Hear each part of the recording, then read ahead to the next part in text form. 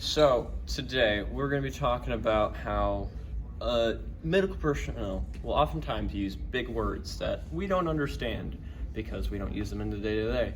Through this song, we're going to be teaching you what those very important words are to know so you can assist in an emergency scenario.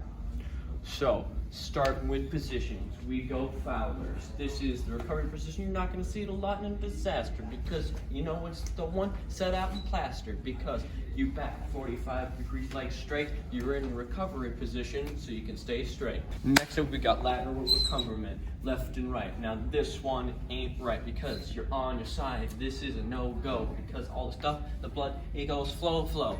Now, in this position, you're straight on one side, left or right. It's the patient's, not yours.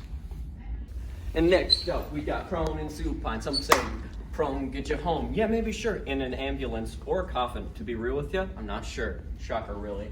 Now, prone, you're on your back, stomach, face down in the ground. Not the kind of place you want to see. Yeah. Then we flip them around onto the front. And they're supine, looking real fine, eyes to the skies, even though they're actually not all right. This position, they got their eyes to the skies, bound their back, legs straight, arms to their sides. Yeah. Now, next up, we got ourselves in a bit of a pickle. You see, because we got posterior and anterior, the front and the back of the body. We got the front, everything to the face, to the back. We got everything, including the crack. Next up, we got the superior inferior. This is the kind of thing that you gotta remember because superior, it means anything towards the top of the body, and inferior, anything towards the toes. These are good to remember so that way you know what they're talking about in emergency scenarios. Begin. Starting off again, we got medial and lateral. Anything that's medial is the midline of the body, so from the nose down to the groin. Next up, we got lateral. Think of parts to the arms, because that's where they'll be. Trust me, that's harmed. Next up, we got flexation and extension. So, extension is long arms out. You keep them like this, kind of like a zombie. And then flexation, real strong, like a Herculean giant. And also, it means that the body is tense, so maybe they're not as passed out as you think. Post-tense. These are the things you need to know in order to act in an emergency scenario. These are the things to know to act in an emergency scenario. So don't ask me what you need to know, because I'll ask you to refer to this video. That's it.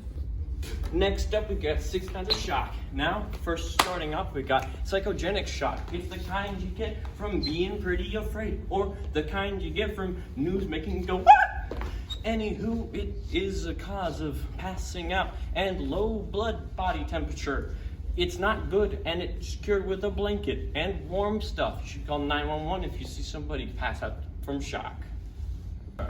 Now we got anaphylactic shock, the second biggest one to know because it's caused by severe allergic reactions. This kind of shock needs some action. If the person has an EpiPen on them, or you do, use it immediately. You know what to do. Anaphylactic shock is noticed by swelling and choking to die. Go. Next up, we got hypervolemic shock because, you know, it comes when you run out of blood in your body and it starts going to the danger zone. You know, you're gonna fall prone or supine. It really depends on the situation or any of the recovery positions we had. Name them. Next up, we got septic shock. It's caused by infection. Not that kind of rot. Anyways, it's caused by injuries or bacteria growth in those injuries. Neurogenic shock up next. It's a shocker, I know. It's caused by spinal damage to and fro.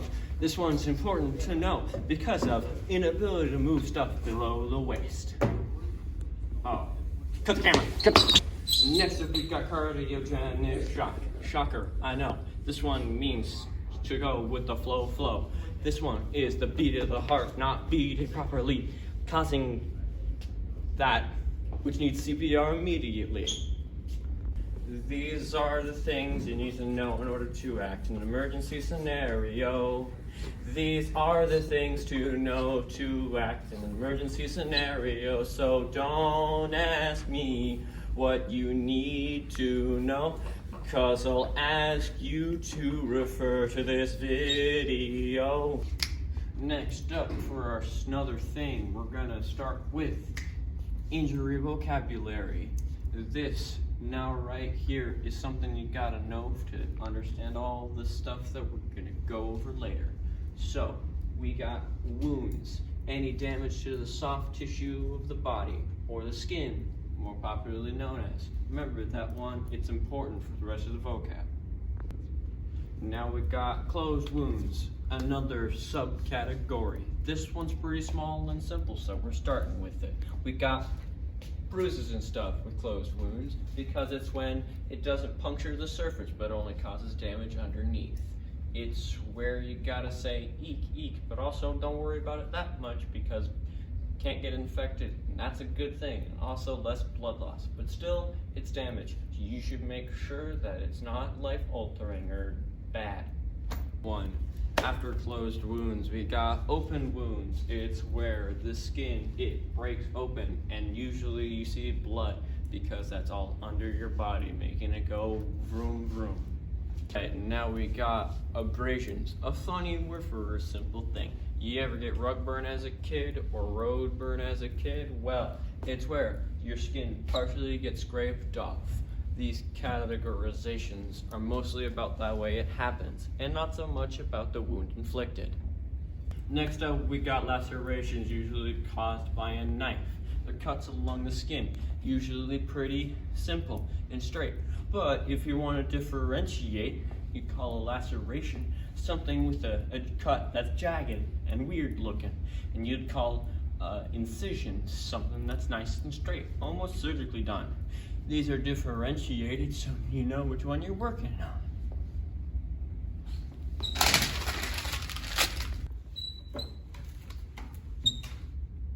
We got puncture wounds next up right here. All right, these are wounds kind of like stabbing, but instead of going across the skin, it's into the skin, usually causing deeper damage.